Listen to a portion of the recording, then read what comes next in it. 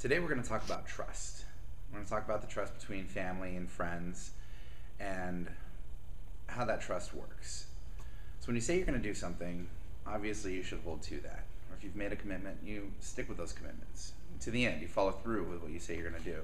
So if your parents trust you that you're going to be responsible and do your homework, then you've got to make sure that you do that consistently. You've got to come home, make the habit of doing your homework, and do it the same every time so that you're in that consistent habit. If they trust that you're going to clean your room, or if you're going to take care of your brother or sister, you've got to make sure that you nurture that trust. Now, that trust is like a house of cards, which we're going to attempt to build. It's not an exact science, but here's an easy way to build a house of cards. So you take 3 cards instead of the 2 that we normally would try to do. We try to build a little pyramid, and then you sit there and you balance it, and it falls over. Instead of doing it that way, we're going to build it a little differently. We're going to take 3 cards. We're going to turn this card, first one at an angle, second one at a slightly different angle, and the third one is going to match that and make 3 sides. Those 3 sides are going to support each other a lot better than just the 2. And then we're going to continue by adding walls on the outside. On the end of each of those first 3 cards that we made, or set up, we're going to put 3 more cards. And those are going to create the outside walls. Now, we can create a second story by laying other cards, now even in parallel with the outside walls. We can lay 3 more cards on the top. We lay 1 here, we lay 1 here, and this is all providing support for the structure. Like each time we tell the truth, or each time we follow through with a commitment, it makes that trust and that relationship that much stronger. So from here, what we can do is we can go through and we can build a second story on top of this. We take 3 more cards, we line them up the same as the first. We take our first card, we set our first card on top over here, our second card on top over here. And we try to balance those. We have to be very careful with this. Very careful with this house of cards. You can see I'm not an expert at it yet, just practicing. So again, we're still talking about trust here. You can't rush this process. It takes time. It takes a lot of time for us to develop trust for each other.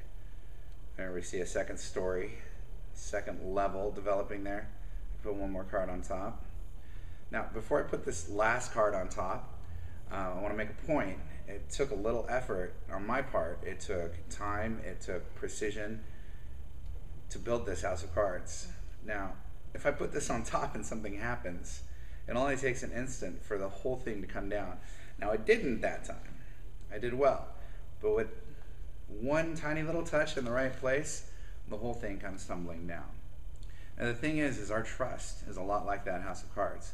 It really only takes one instance, one lapse of judgment, one lie, dishonest deed, dishonesty on our part. It only takes one instance for that house of cards that we took so much time building, all that trust that we built, that strong relationship that we had, it only takes one instance to bring that down. Now, we can rebuild it. We can wipe this to the side. We can apologize for the things that we've done. We can atone for those things. And we can rebuild that house of cards. But again, just like the first time, it takes time. Now the thing is once we rebuild this,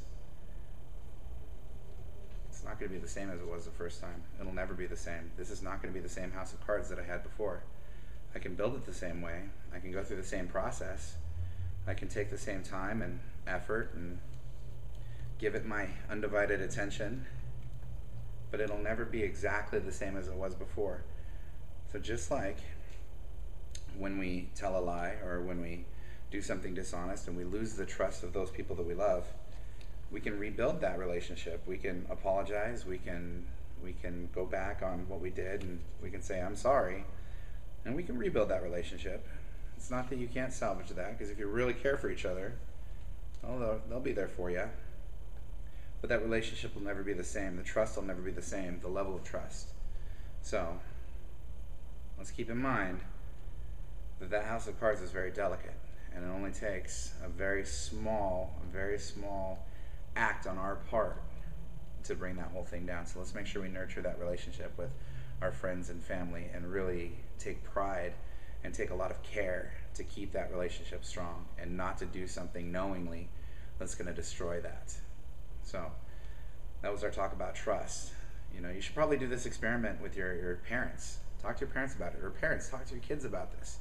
Try doing the house of cards. I recommend putting a tablecloth down, because slippery surfaces make it very hard to balance these cards.